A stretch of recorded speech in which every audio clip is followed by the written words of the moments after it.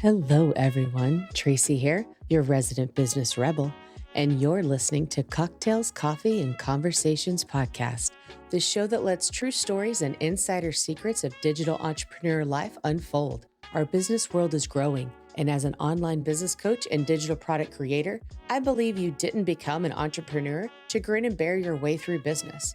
So I'll be your guide as we drop in on coaching calls, have intimate sit downs with online personalities you love, and discuss ideas, opportunities, and strategies circulating our online world.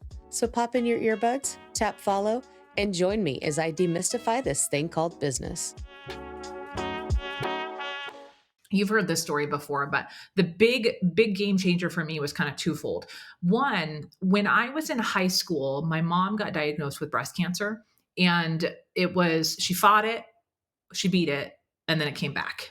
And when it came back, it was terminal. And that was a huge, like, pull the rug out from all of us. I was headed into my senior year of high school. And I remember, I was 17. I have 5 older brothers and sisters. They're all in their adult days. And I remember they decided to put together this nonprofit organization in our mom's name.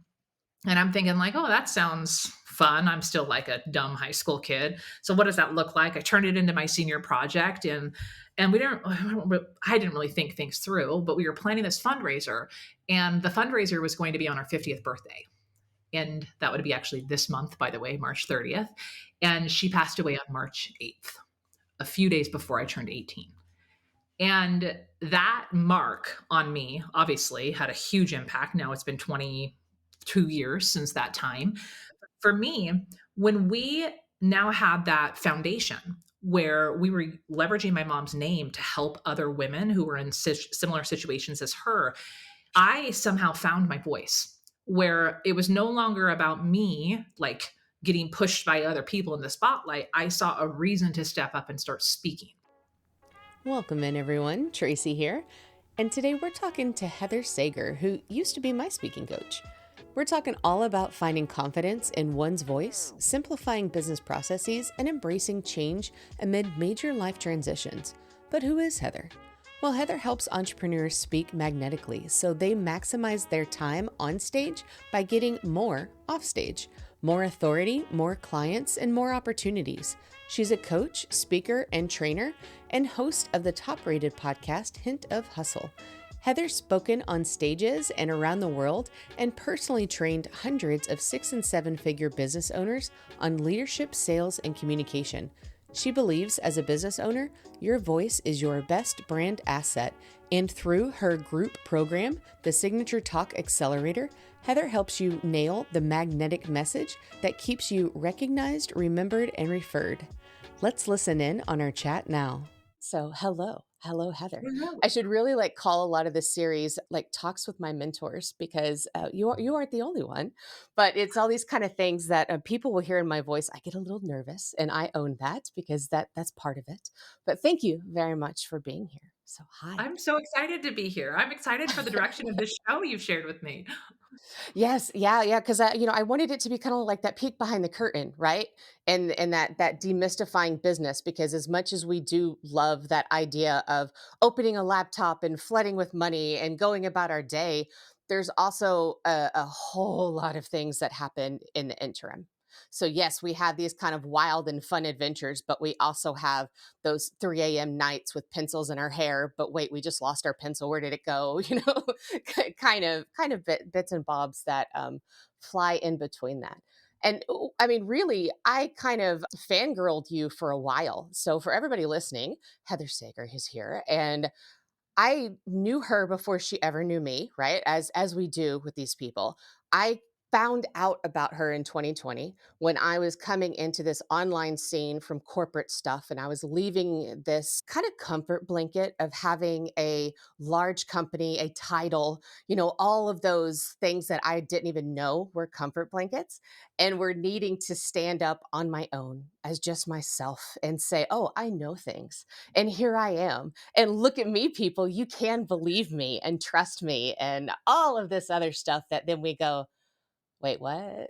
So I was attempting this PR things, and I was so in my own way. I couldn't fill out the application. Not that I still don't have that problem. I still hate the tell me about yourself slash introduce yourself thing, because I translate that into the please validate your existence. And I found Heather, and we had whatever course that we were both in like the back end membership thing. And she was asking these questions, and I started peeking in on this podcast, and I started seeing what she was doing. And I saw a lot of synergies with what she was teaching and how she did this stuff. And I was like, oh, you uplift people and you can like pull things out of people that we can't do for ourselves. Right. Because like I can do this for other people, but I sure as hell cannot do this for myself. And I've never actually told you that.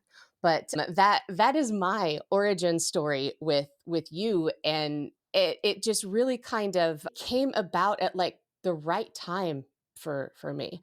And I still waited like a year before I finally jumped in your program back then. So it wasn't until like the beginning of 2021 when I was like, okay, I can do this. I have no idea what this big behemoth of a signature talk is going to be, but I got to use my voice. I have to say something. So I'm kind of curious how you see the current iteration 4 years later of your program to kind of support randos like me who are out there trying, but also this family, right? And this family that has now grown into even more of a family, and that you've moved and you've done like all of these beautiful things, and your business has grown, and you just have all of these transitions and influxes. And it's like, how does this current iteration really support all of us that you have chosen to like open your arms and be with? I'm like the stage mom for our weird corner of the internet, and I love it so much. Every time I show up to calls for our membership, it feels like home. It feels like home. Yeah. But the business changes a lot. I don't know. I don't know if this happened to you. When you start your business, you have this picture around how you think it's going to go. I don't know why, but Yep. I had this like super posh studio space in my brain, a place where I would host clients with a big Yes. a boardroom table, and I had like whiteboards, and I had my own private office, and I had these big visions around what it would look like. Thinking back, it was probably based around images that other people were showing me, and so I thought that's Yeah. what success would look like. But every year in my business, I feel like this is going to be weird to say. I feel like I'm in a constant state of recreation. Mm. And the thing that I want to point out here is a lot of times as business owners, we create just because we get bored or something gets hard. So we're like, let's just recreate stuff, right? And I don't think that is productive by any means, but I've recreated with purpose. And you've been with me for a while. I had an original program that was working really, really, really well. I mean, everyone had great feedback. They were loving it. But deep down, I had this feeling around like, okay, hold on. I need to shift a couple things. So number one shift I had to make was I was doing live launches. And then in 2020, when you and I met, the world shut down. So stages were no longer available. So I quite literally had to retool what my program was about and just redefine what speaking looks like. Hello, online business owners. We have stages available everywhere. Like that was one big shift was my like what I'm actually teaching. But beyond that, I now have three little kids. You know this. Most recently, I have a newborn baby. So I have a 9-year-old, a 6-year-old, and now a newborn. So I am back in the thick of things. But back in 2020, my 9-year-old, he was one of those precious kindergartners who got to have their first school experience on Zoom. So I went from having full time childcare at daycare to all of a sudden and I have this 5-year-old who's like, why? What is this computer thing? School is awful. So Yes. out of sheer force, I had to reimagine what my business looked like. And I've had many of those moments over the last 4 or 5 years where I've recreated, but with purpose. So at that point in time, my purpose was to be present for my son to make sure he had a positive experience with school. But now Mm. my purpose is I have to rejig my business to make sure it works with a newborn baby because I'm not getting childcare for quite a while. I'm home. I'm just got done with maternity leave. So what does that look like? My husband's not on a call right now. He has the baby, but in 40 minutes when we're done here, I get the baby back and he jumps on a client call. So we have to go with it, but I'm always saying what does my business need to look like to serve what's going on in my life right now? And that's been the fundamental like source of any recreation I've done. Right, and still love to see, like, how do we finger paint over Zoom, you know? It's like, what do puppets look like this way? I don't understand. It's like, how is this still an expressive learning environment for children? But I guess I'm sure there's probably podcasts My about that, biggest you problem know? was, at the time, my other child was going through his naked phase, so it was the, "How do I keep the naked child from screaming, 'Hello, friends,' and streaking across the street like Will Ferrell style?" That was Yes. honestly the biggest challenge. Yes. Yeah, I mean, you gotta love that, and those are stories that now he will get to tell at every single major event about his little brother, and Totally. these are the fantastic memories, right? And get to hold it over his head in a loving way, I'm sure, forever and ever and ever. And but since this speaking is the thing, right? It's what you hang your hat on for all of these pieces, but what is it that got you interested in that? Is it the idea of voice? Or is it because, like, one of the things that I remember you saying when I first learned about you was that everything is a stage. Every platform is a stage, not just a physical one in some conference room. So what can you connect those for me? Yeah. So speaking for me, it was never really something I had thought about, but something I was always pulled into. So since I was a kid, right? Even in elementary school, my friends would like elbow me to the front of the room when they needed a volunteer. I would never be the one volunteering. I was not, I mean, bless you. If you were one of those people that is the first to raise your hand, that was never me. I was a shy kid, an introvert. I had a voice, but I was very choosy for when I used it. And typically it was other people pushing me into the spotlight. So that was a reoccurring theme for me around my whole childhood. You've heard this story before, but the big game changer for me was kind of twofold. One, when I was in high school, my mom got diagnosed with breast cancer. And she fought it, she beat it, and then it came back. And when it came back, it was terminal. And that was a huge, like, pull the rug out from all of us. I was headed into my senior year of high school. And I remember, I mean, I was 17. I have five older brothers and sisters. They're all in their adult phase. And I remember I remember they decided to put together this nonprofit organization in our mom's name. And I'm thinking like, "Oh, that sounds fun." I'm still like a dumb high school kid. So what does that look like? I turned it into my senior project and we didn't I didn't really think things through, but we were planning this fundraiser and the fundraiser was going to be on our 50th birthday. And that would be actually this month, by the way, March 30th. And she passed away on March 8th, a few days before I turned 18. And that mark on me obviously had a huge impact. Now it's been 22 years since that time. For me, when we now had that foundation where we were leveraging my mom's name to help other women who were in similar situations as her, I somehow found my voice where it was no longer about me like getting pushed by other people in the spotlight. I saw a reason to step up and start speaking. So I would speak on behalf of the organization for fundraisers. I got involved in other organizations like the Susan G. Komen Foundation, the American Cancer Society, volunteering at hospital events. I started using my voice to share more information about our family story, but also to help more women who were going through it. And that's when I look back at that time and I say, you know what, some people are drawn to the spotlight. They love the idea of put me on stage, give me a microphone, I will do it. That was really never me. But others like me feel this calling where we're actually pulled into it. And that's when I realized that, okay, there is a purpose behind it. And I found out that I was actually pretty good at it. So, fast forwarding through my career, speaking became a part of every job that I ever had.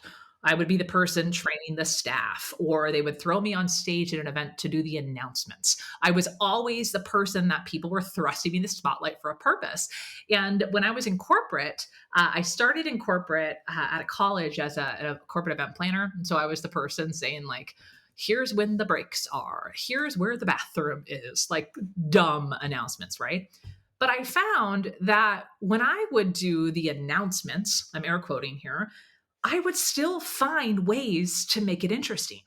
And the more comfortable I got with whatever the trainers were doing on stage, I would actually reference things that other people are saying and make more points around what they were talking about and connect it to the next thing. So I discovered that not only am I pretty comfortable on stage, but I'm actually good at connecting the dots to get people to pay attention and to take action. So all of that just started flowing for me. So I took off my corporate career. I was on stages all the time. I became the person you wanted on your stage inside my organization. I was asked to speak all over the world, and I would go out and train other companies for their, I was on a training team. So they wanted to know how I did it and how my training team did it. So I would go teach them and their team of trainers. So when I entered in this whole entrepreneurial thing, I honestly didn't even have that on my radar. I thought speaking, I'm like, man, that's just so lame, right? Like, no, that's nobody. No. And what I really wanted to do was build a business around personal development because that was the thing that was so important to me. And I remember so clearly walking with my husband. We were on a summer vacation and I was walking and I was going, I can't decide. Should I create a course on my 5-step process for annual goal setting or should I do a course about speaking? You're like, "I'll just say this just in case," but it's really it's like the backup, backup, backup school that you Yeah. apply for, like that kind. So the moment for me clicked when I realized, when I started talking to other business owners and I realized that they didn't have, I didn't realize that what I did was special. I didn't realize that my ability to articulate my ideas and be comfortable in uncomfortable moments and to speak eloquently on something that really matters to me and my ability to get people to take action, there was actually a method to that and I could teach it. I had been teaching it in corporate, but I just didn't see how that translated. And the more conversations I had with business owners, I thought like, holy crap, I could help. And the tie-in for me was when it comes to using your voice, yes, there's mechanics of speaking. But what really lights me up is seeing who a person becomes when they find confidence in their own voice. That to Mm. me is so freaking exciting. So it's what's funny is today I joke all the time around like I built a company around speaking because there was a specific problem I could solve and I could rally my whole offer suite around. But I really have a personal development company in secret. Exactly. And it's true, right? Because as you, start to kind of go through this process of standing up and using a voice, right, which is my wording for a signature talk and doing this, you discover so much about yourself. I mean, because like I said in the opening, that was actually how I found you. I was having to do this thing in order to build authority and credibility of standing out on my own, and I would open my voice and nothing would come out. I mean, I would feel like this physical knot in my throat, and I'd be like, and nothing would happen. I was like, I need help. I like so, and this was before I understood like chronic trauma and being informed on this and what HSP stuff and like the full dynamics of introversion and all these other labels and titles and things that we can give ourselves, and it was just a case of these are my symptoms. This is what I need to do, and something isn't working, right? But of course, it all comes down to like this expanding and growing ourselves. Yeah. And I'll also tie that back to something else I said in the beginning, because one of the beautiful things that you do is reframe stuff. And I know that anything that I say that I make fun of myself in a loving self deprecation way, I'll just say it that way. You can just fix it. So introductions, for the love of God, one, just make them go away. But two, if you don't make them go away, how? How? Yeah. How do we make it not be like that whole thought of, please validate your existence for one, because that's obviously a mindset issue. And I fully own that that is my responsibility to get over. But is there some sort of like handy nugget or little post-it or something that we can keep up, that it's like it's just these three little things, or this little step that we can do that makes the pain go away? Yeah, that self-critique that we all have, that self-critic and those negative thoughts that happen, they sneak in preventing us from taking action. What I find is they're really loudest after we take action. I mean, Mm. side note, have you been on social media and seen any kind of video where any mom or any person shares a recipe or like their routine on something and you just scroll in the comments? And you see how everyone else can just quickly point out like, here's a great example. Some mom was sharing some toddler snacks the other day. I was watching this reel and it was like, here's 5 toddler snacks I feed my kids to try to eat more at home. And Oh, somebody in the dangerous. comments was, there's not a vegetable in sight. Or, oh my gosh, look at all that processed food. And everyone is so quick to judge whatever you do based around some level of what the perfect way of doing it is. And these are all strangers that they're not your ideal customer. They're not someone who has the problem that you're here to solve. They just have all these opinions.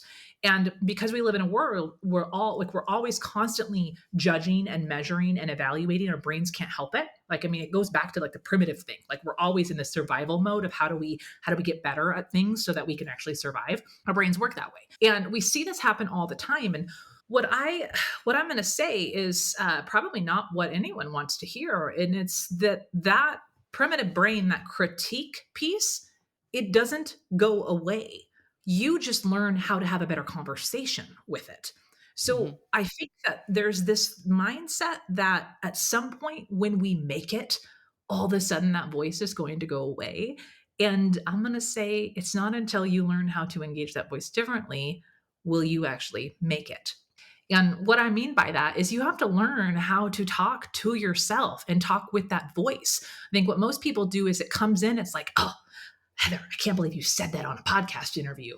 Or, oh my gosh, you stumbled over 73 words. Or, oh, why does your eyebrow look so weird all the time when you're on video?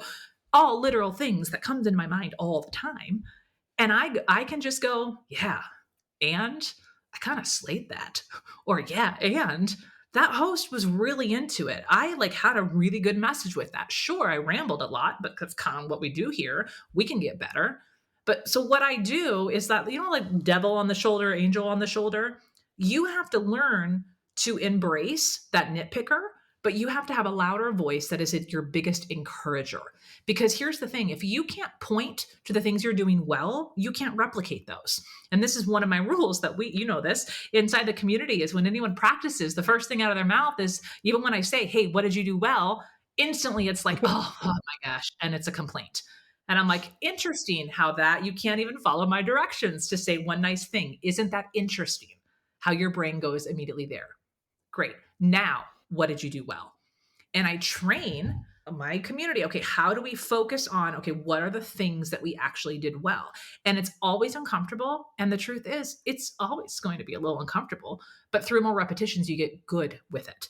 You start seeing the good. And when you can do that in yourself, it changes the game. You get more creative. You can problem solve. That's how you determine what skills you need to work on. You just need to learn how to talk to yourself. That's simply as what it comes down to. And we've just all done it in a more critical way, but we have to know there's a different side. And it's that grace, right? And it's that like expanding around it.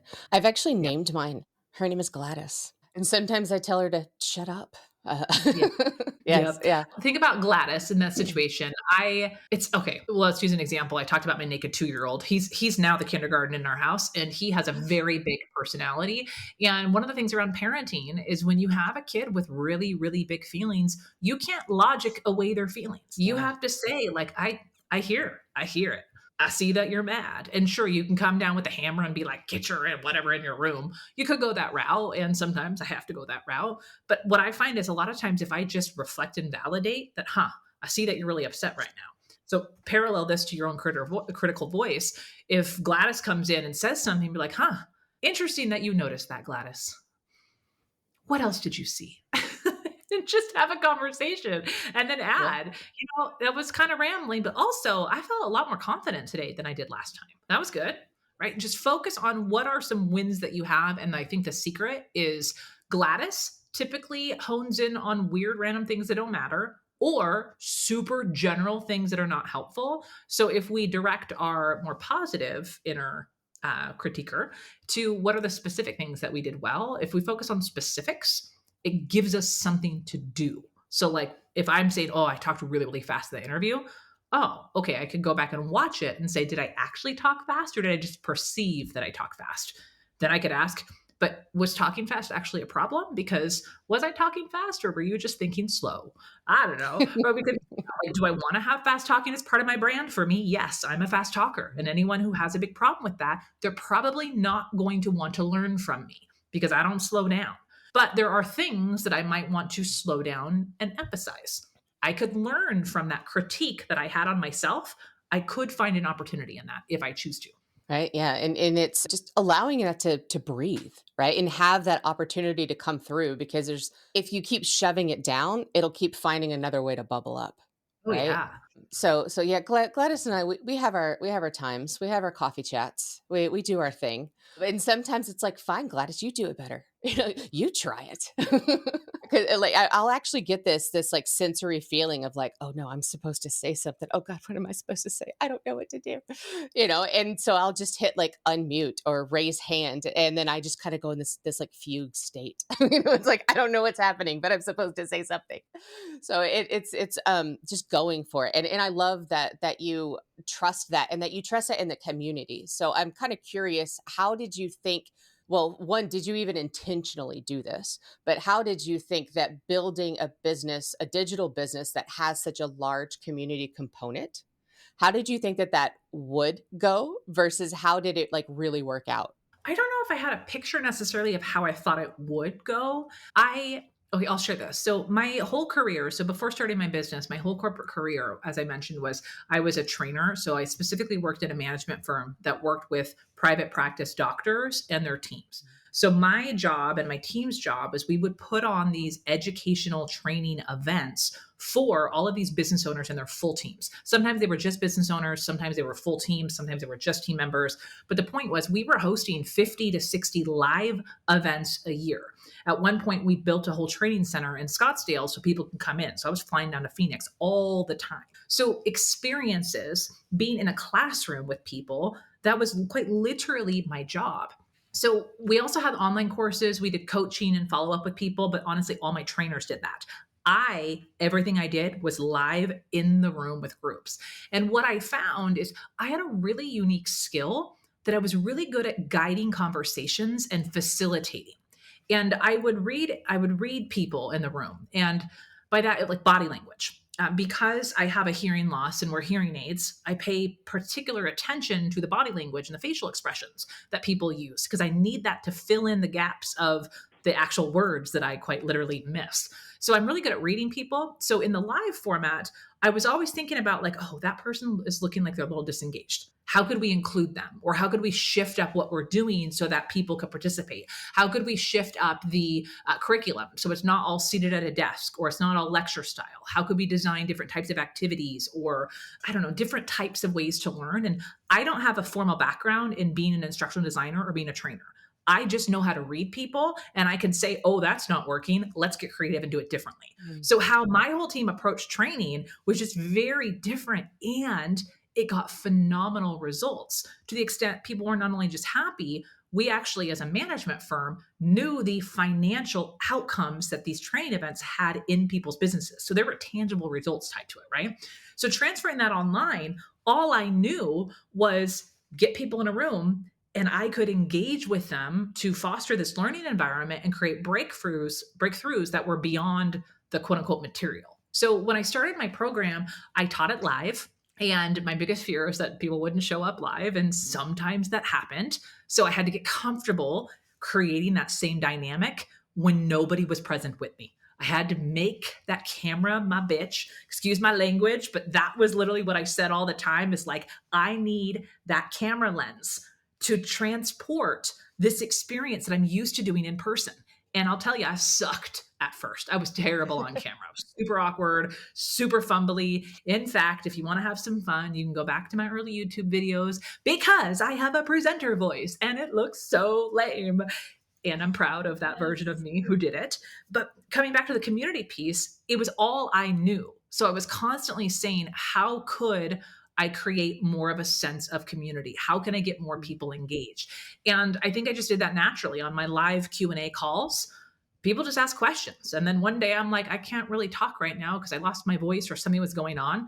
So I was like, let me give them an activity and send them to breakout rooms. Let's see what happens. And we would just try things. And I think one of the things I do really well is I always ask for feedback. I pay attention to what the community members are saying, what they're asking for. I send out surveys all the time. I get people on the phone or on Voxer and I just say, hey, I'm curious. Is this working for you? What would you want something different? And I'm always listening to that. And that's one of the reasons why I'm gearing up for another update iteration of my community. It's Ooh. just a constant figuring things out. I'm not tied to anything being the way that it was. So then how does that then translate into your family? Because, your children are growing. You literally moved house. Like like you weren't even tied to the same, I'm homesteading and I'm here forever for 18 generations in the future. You packed up and you moved inland. Yeah, it's this last 2 years, there have been a lot of changes in my personal life from packing up the family, moving across the state, to now I'm in a place that I don't love it, but it doesn't have entirely reliable internet as we may have experienced today. Uh, it hasn't been great. I was pregnant and I didn't want to do anything. The idea of showing up on live calls felt terrible. Now I have a newborn inside who is on a boob schedule that I have to get back on. So there's all these things that are moving, right? So I always come back and say, all right, what season am I in? Mhm. Realistically, how far ahead can I plan? I think you have to know yourself. Some people really need to have a very clear schedule and they thrive off of routine. I thrive off routine, but my routine has to change constantly. So, what I mean by that, like in this stage I'm at right now, I have a newborn and I don't have a nanny or childcare. We're paying for two houses right now because our old one hasn't sold. So, quite frankly, we're not going to pay the money for childcare. And I'm kind of enjoying this whole baby at home. I'm probably going to regret I said that in 3 months, but that's where we are, right? So I have Yeah. to structure my business around my capacity. And my capacity is I cannot work all day, every day. So what we're doing right now is I'm going, all right, realistically, what live calls can I tackle? I'm having to say Mhm. no to some opportunities because it's me saying yes to that opportunity would be me putting my husband in a situation that's not fair, asking him to take the baby for something that is like a funsy thing. Like that's not going to work right now. He's got clients that he also has to take care of and he has a full-time job. So I have to figure out that balance. Last year I went through a season where I said I can't do one-on-one client work. So I pretty Mm. much took all of the one-on-one client work off of the plate and I went fully into my programs. This year I was feeling a little fun. I did some private client work over the last month and it's been great. But it's also meant that I have been pulling up my computer at night after the baby goes to bed. I'm in a season where I am hustling a bit so that I can be present for my kids in other areas. So I think it's all about just recreating your picture constantly. And I think we have to get rid of this idea, especially when you have kids. You can't just have one go to schedule and think that if you plan it right, it'll work perfectly. You always have to be evaluating, is this working for me? What do I need to let go of? What can I delegate? How can I change my attitude around this? What can I take off of my plate? These are all questions that I'm constantly asking, and I need to ask for help in the process. As someone who also came from like this corporate structured school learning background, did you have like that hard time to release this construct of this is what time we go to work, this is what time we have dinner, this is what time we did that? Or were you always kind of a why is this happening? Or that's somewhere in the middle? It was a little bit of both. So I had the corporate structure. We had long days, right? I would commute to work. When my oldest was really young, my commute was really long because I had to take him all the way to my sister's house and then to my office and then back to my sister's house and back home. Yeah. I was probably commuting 2 hours plus a day. Ooh. So it was just I was time starved. And the thing though was also in that corporate job, I was traveling a lot. So my schedule was very fluid. The days I was in the office were slammed, but when I was traveling, there was a lot of freedom. I actually loved traveling. I didn't Yeah. learn that I was an introvert until after I stopped traveling in the COVID era, that I was like, Mhm. why am I losing my mind? Like for a variety of reasons, I lost my mind, as we all probably did. But I no longer had that alone time and that fluidity that traveling alone gave me. So for me, like, yes, a little bit of structure. When I started my business, I would definitely drop my kids off at daycare or at school and I would do my whole like, now it's time to work thing. And if I'm being real honest, I did a lot of busy work early on in my business. But I'm really grateful for the chaos that the pandemic gifted me with that whole Zoom kindergarten situation we talked about because it literally forced my hand to do things differently. I had to do business Mm. differently. I remember I was in a mastermind at the time, and okay, embarrassing. I'm a total crier when I am overwhelmed or super enraged. I cannot help it. I Yep. just start crying, and then it's snotty and it's not attractive. So I remember embarrassingly in a peer mastermind, I was crying because I couldn't even articulate my problem because I realized I calculated the hours and I had 5.5 hours of quote unquote protected time every week to run my business that I had previously been spending 40 hours a week in. Mhm. And I had these big goals and I was mourning the big goals that I wanted, but like how? Physically, how? And that force and those protected hours weren't even really protected hours because my kids were home all the time. So I was really grappling with a lack of control over my own schedule. And I hated it at the moment, but looking back, it was the biggest gift because it forced me to look at how I run my business differently. And it really forced me to say, okay, what do I want to be doing? How, like, look at my goals, how structurally, how would that work? I do math all the time. I like took my revenue goal backwards, engineered it and said, okay, what would I need to sell to make that happen? How could I make that thing that valuable? I would do that and then get really clear around all this other stuff has to go away. And so I stripped back everything unnecessary. And what's interesting is we've had to just go back through that whole stripping down again here recently, because Mhm. as time goes on, we tend to make our businesses more and more complicated. And over the last year and a half, I made my business really complicated, even though I thought I was simplifying, made it super complicated. So I had another very similar, I mean, maybe it's my life circumstances that do this, but having a baby was very clarifying that I'm like, all right, it's time to simplify again. So for me, Mhm. I'm just embracing it. I don't look at it as a sign that I failed or that I built it wrong. I look at it, and go, Exactly. now, what do I need it to look like for what I'm going towards next? Yeah, and that's a lot of it, right? It's like businesses naturally evolve, and I go through this complex giggle slash I just want to give people hugs when I see all of these messages about I have to burn things down or I have to pivot or I have to go away like every couple weeks, and it's like this is just the natural evolution of business.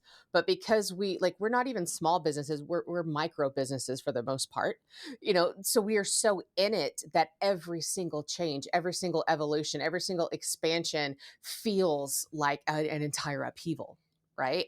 And we're so like entwined in that. But for you, you have a stakeholder who's in the other room in addition to three children, in addition to all of this. So have you found that there is like really open conversations, that there's like this new level of vulnerability, that there are like these almost you want to dream big, but you have to come to terms with releasing expectations. Is there any sort of kind of roller coaster or wiggle room or expansion that you've had in those kind of areas?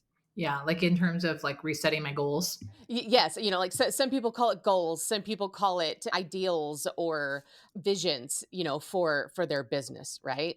So, yeah, my picture of what my business looks like has changed a lot. It definitely has changed a lot. I'll tell you, when I started my business, I did a meditation, and this number that came up was, Heather, you're going to have a $3.4 million business. I have no idea where that number came from, but for some reason, I'm like, there's significance in that. Right. And I was like, this is the vision. And I created the vision board, and I have things like speak on Amy Porterfield's stage on the board and all these other things. Right. And I realized, especially after that whole like simplify the heck out of everything, I started asking more questions of going, okay, am I really tied to that 3.4? No. And one of the activities I did, it was from Rachel Rogers' book, Everyone Should Be Millionaires. I think that's the Yes. title of it. I remember reading that book on my patio in 2021 or 2022, feeling good, like in the sun. I'm like, yes, everyone should be millionaires. I was reading through it. And one of the activities she walks you through in the book is to say, add up your expenses of your family. What do you actually need to be making? And then she Mhm. goes, I want you to now dream everything you want to have in your life and then write down what would that cost every single month.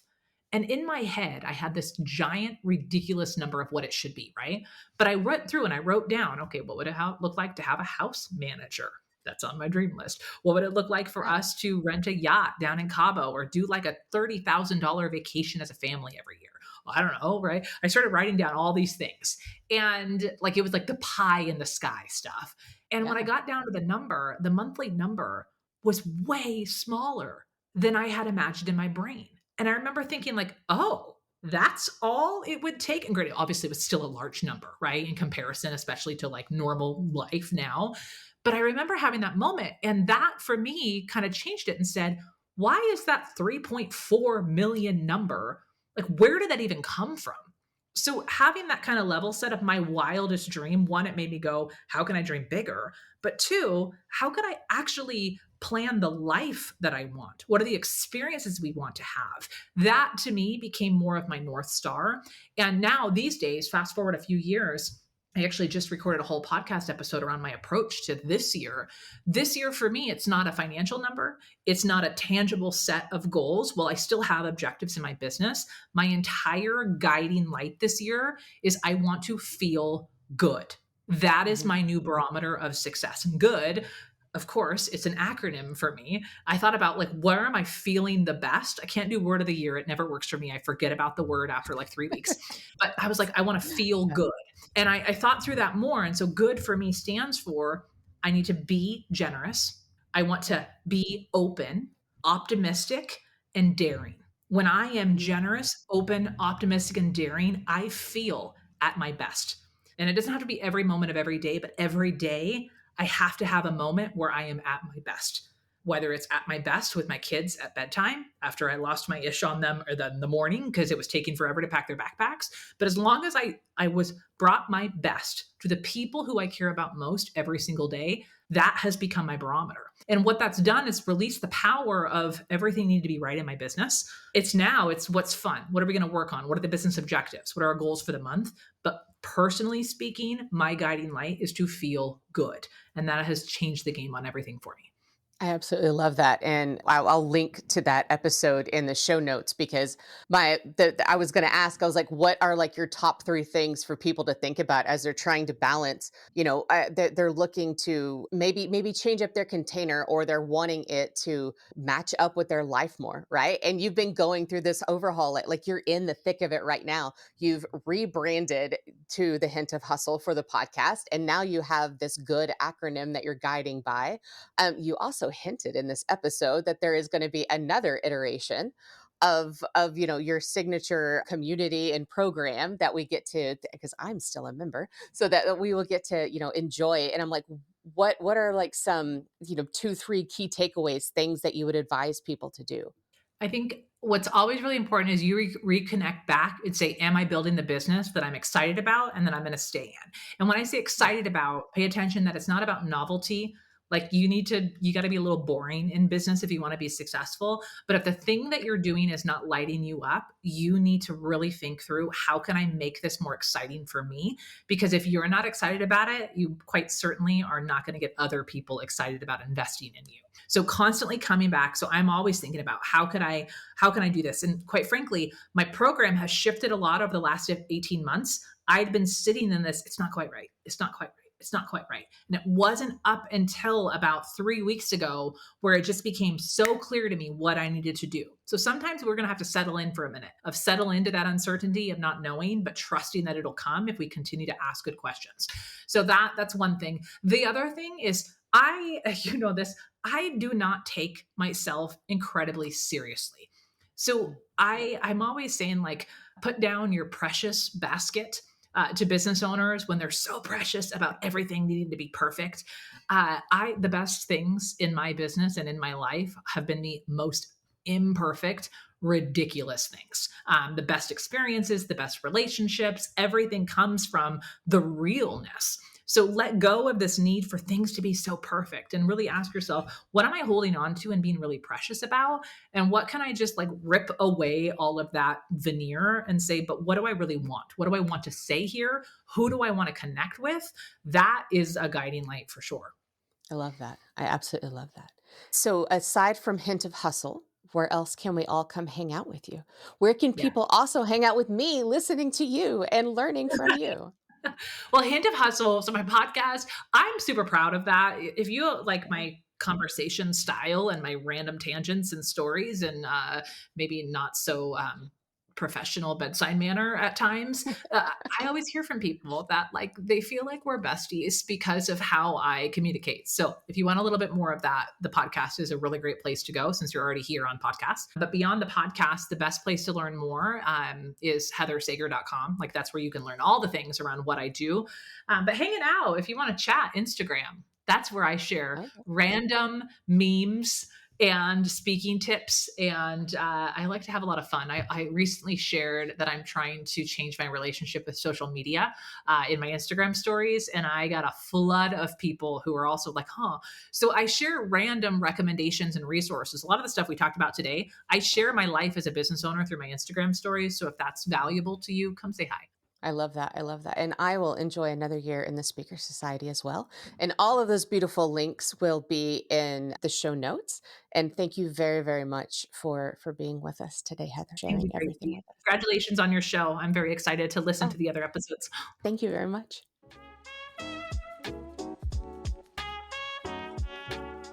Thank you for joining me here in Cocktails, Coffee, and Conversations. Be sure to check out the show notes for all the links mentioned today. And while you're there, I'd love for you to rate and review the show. And if you have a topic or question you want me to answer, I want to hear it. Head to traciepatterson.com/AMA and ask me anything about business. If I don't know it, I'll bring it up with one of my guests. Until next week, be well and have some fun.